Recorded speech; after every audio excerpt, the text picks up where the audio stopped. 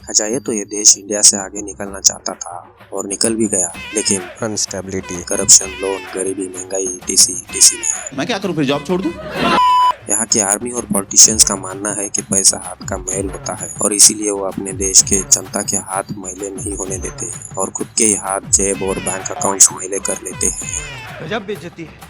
आज की डेट में दबंग वाली करीना के फेवरेट फेविकॉल के मजबूत छोड़ की तरह भिखारी देश, ये वर्ड इस देश के साथ चिपक गया है जो इन फ्यूचर भी कभी नहीं निकलेगा और ये ज्यादा मजबूत होता जाएगा और इसके लिए उनके पॉलिटिशियंस और उनके आर्मी ही जिम्मेदार है। रही सही कसर उनके अनएजुकेटेड आवाम पूरी कर देती है, जिनके आंखों पे धर्म, मजहबी कट्टरता की पट्टी बंधी हुई है, जिनके लिए मजहब पहले आता है और देश बाद में। नहीं सारुण के यहाँ कुछ तो गड़बड़ है। कुछ दिन पहले उनके लास्ट पीएम इमरान खान का नो कॉन्फिडेंस मोशन में डिमोशन हो गया, यानी वो पीएम नहीं रहे और बात वहां तक गई थी कि उनके अपोजिशन ने यानी उनके दुश्मनों ने उन्हें दुनिया में भी नहीं रहने देने का पूरा इंतजाम किया था। लेकिन नरक में पहले ही इनके देश के मिलिटेंट्स ने पूरा जाम लगाए रखा है। सो यमराज इमरान खान को बोले कि मियाँ और कुछ दिन नीचे ही रहो, नरक वाले ही तो हालात तुम्हारे देश में बने हुए हैं, अपने कर्मों की सजा वही भुगतो। भाई साहब कुछ ज्यादा नहीं हो गया, मतलब कुछ भी। ये देश भूखा, गरीब, भिखारी भले ही हो गया हो, लेकिन भारत के बारे में हमेशा बुरा ही सोचेगा, यानी ये कुत्ते की दुम की तरह है जो कभी सीधी ही नहीं होगी। वैसे कुत्ते से याद आया, इस देश के आर्मी चीफ का नाम आपको पता था क्या? वो कमेंट सेक्शन में जरूर बताइएगा। I don't know। बना है तब से ये देश इतना कंफ्यूज है कि इसने अपने फर्स्ट पोस्टल स्टैम्प पे अपनी इंडिपेंडेंस डे 15 अगस्त 1947 छाप दी थी। इतना ही नहीं, पहले तो इंडिपेंडेंस डे 15 अगस्त को ही मनाए गए थे, लेकिन बाद में पता नहीं क्या रियलाइज हुआ और इन्होंने 14 अगस्त को अपना इंडिपेंडेंस डे मनाना शुरू किया। यानी इस देश की शुरुआत ही कंफ्यूजन से है और ये आज तक कंफ्यूजन में ही जी रहे हैं। इतने कंफ्यूज है कि एक साइड तो ये भारत से नफरत करते हैं और दूसरे साइड से इन्हें भारतीय फिल्म में एक्टिंग करने आना है, गाना गाना है, इनको आईपीएल में क्रिकेट खेलने को भी आना है, भारत के साथ व्यापार करना है और घुसपैठ करके भारत में रहने को भी आना है। और ये सब नहीं करने दिया तो ये दुनिया के सामने रोते बिलबिलाते भी है। इसके ऊपर तो हम बस यही कहेंगे, अरे कंफ्यूज आत्माओं, अपना देश ही भारत में मिला दो, काहे को इतना कंफ्यूजन पाले हो। कुछ शर्म आया है? नमस्कार दोस्तों, मैं अनिल स्वागत करता हूं आपका आज के इस नए वीडियो में। तो आज हम पाकिस्तान के वर्तमान हालात पे नजर डालेंगे और ये देखेंगे कि आज किस तरह से ये देश खत्म होने के कगार पे पहुंच चुका है। तो आज ये देश महंगाई, गरीबी, करप्शन, बेरोजगारी से खस्ता हालत में पहुंच चुका है। आज हालात यह है कि वहाँ की गरीब जनता फ्री में मिल रहे आटे को लेने के लिए घंटों तक लाइन में खड़ी रहती है और बहुत बार उन्हीं लाइंस में अचानक मची भगदड़ में कई लोग मारे जाते हैं। आज पाकिस्तान के जो हालात है उसकी शुरुआत उसके फॉर्मेशन के टाइम से ही हुई थी और इसके लिए साल 1947 के भारत और पाकिस्तान को अगर हम कंपेयर करें तो पाकिस्तान के पास दुनिया की सबसे अच्छी फार्म्स है। नेचर ने इस देश को भर भर के दिया है। एक धर्म के नाम पे बना था, सो मेजोरिटी ऑफ रेसिडेंट्स एक ही धर्म से थे। रूल करने के लिए भी ये देश बहुत छोटा था, जबकि भारत एक बहुत बड़ा देश है और जब इंडिपेंडेंस मिला था तब भारत की बाउंड्रीज डिसाइडेड नहीं थी, क्योंकि तब जूनागढ़, त्रावणकोर, हैदराबाद इन जैसे टोटल 584 छोटे छोटे प्रिंसली स्टेट्स थे जहाँ पे अलग अलग राजा राज करते थे और उन्हें भारत में लाना यानी अपने आप में ही एक चैलेंज था, क्योंकि अंग्रेजों ने उन्हें पूरा अधिकार दिया हुआ था कि या तो वो भारत में शामिल हो जाए या फिर पाकिस्तान में, और अगर वो चाहे तो खुद का अलग देश बनाए। तो तब के भारत के डेप्यूटी पीएम सरदार वल्लभ भाई पटेल ने इन सभी प्रिंसली स्टेट्स को भारत में लाया था।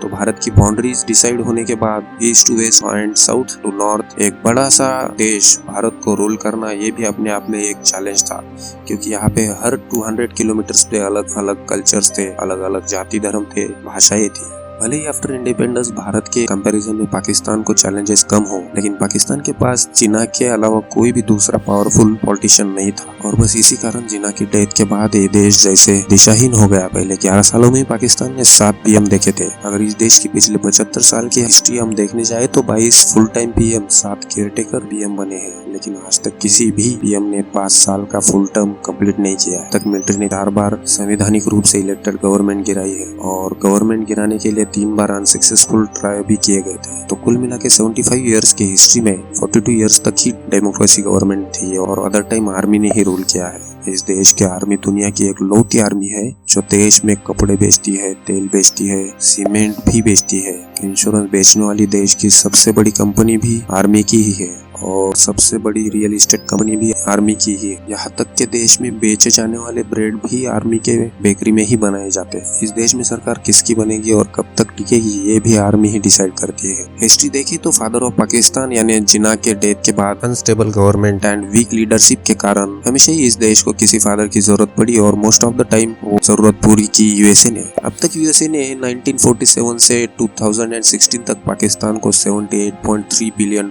एड के तौर पे दिए हैं। साथ ही साथ न्यू टेक्नोलॉजीज भी प्रोवाइड की है। लेकिन इस हेल्प के लिए उसने पाकिस्तान के धरती का और आर्मी का भी खुद के फायदे के लिए इस्तेमाल किया है और पाकिस्तान ये आराम से करने दिया क्योंकि उनके पॉलिटिशियंस और आर्मी को बिना कुछ करे भी अमेरिका की तरफ से बहुत सारा पैसा एड के तौर पे मिल रहा था। तो यूएसए ने अब तक पाकिस्तान को अपने फायदे के लिए कैसे इस्तेमाल किया ये देखते हैं। तो वर्ल्ड वार 2 जब खत्म हुआ तब दुनिया में यूएसए और सोवियत यूनियन ये दो ही सुपर पावर्स थे और इंडिपेंडेंस के बाद में भारत का झुकाव भी सोवियत यूनियन की तरफ ज्यादा था। तो Soviet union and south Asia में अपनी पकड़ बनाए रखने के लिए पाकिस्तान का स्ट्रेटेजिक लोकेशन का इम्पोर्टेंस क्या है ये यूएसए ने पहचान लिया था।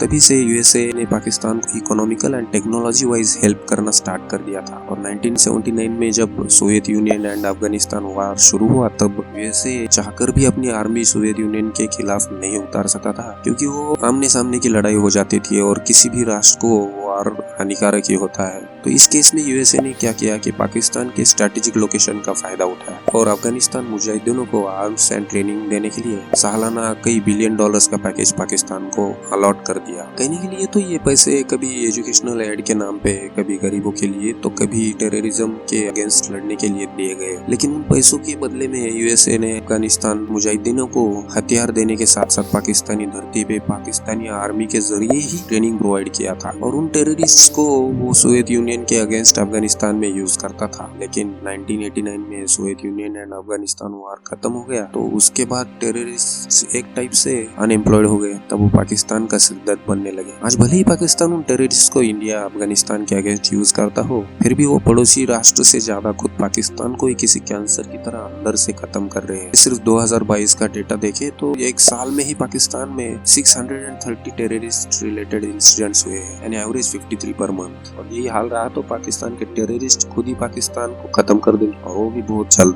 मुल्ला उमर, ओसामा बिन लादेन जैसे इंटरनेशनल टेररिस्ट का कनेक्शन पाकिस्तान के साथ मिलने के बाद भी अमेरिका पाकिस्तान को एड दे ही रहा था और उसका कारण सेम ही है, पाकिस्तान के एशिया में स्ट्रेटेजिक लोकेशन। लेकिन जब यूएसए में ट्रम्प गवर्नमेंट बनी तो उसने टेररिज्म का रीजन दे करके पाकिस्तान को सालाना मिलने वाले $1.3 बिलियन एड पे रोक लगा दी थी। तो उसके बाद पाकिस्तान की डेट बेस्ड इकोनॉमी कोलैप्स होने के कगार पे पहुंच चुकी थी। अगर इसको अपने नए पापा नहीं मिलते तो उसके हालात बहुत बद से बदतर हो जाते थे। जी हाँ, पाकिस्तान को उसके नए पापा मिले जिसका नाम है चाइना। पाकिस्तान को चाइना ने डेब्ट दे करके पालने की जिम्मेदारी ले ली। लेकिन चाइना किसी का सगा नहीं है, वो फ्री में किसी को कुछ भी नहीं देता। उसकी डेब्ट ट्रैप पॉलिसी इतनी खतरनाक है कि उसमें कोई भी देश फंसा तो निकलना मुश्किल ही नहीं नामुमकिन हो जाता है। यहाँ पे भी पाकिस्तान को स्ट्रॉन्ग लीडरशिप नहीं होने के कारण वो चाइना के डेब्ट ट्रैप में फंस गया। चाइना पाकिस्तान में डेवलपमेंट के नाम पे ग्वादर में एक पोर्ट डेवलप कर रहा है, कई सारे एनर्जी प्रोजेक्ट्स बना रहा है और 2015 में चाइना पाकिस्तान इकोनॉमिक कॉरिडोर यानी सीपेक को भी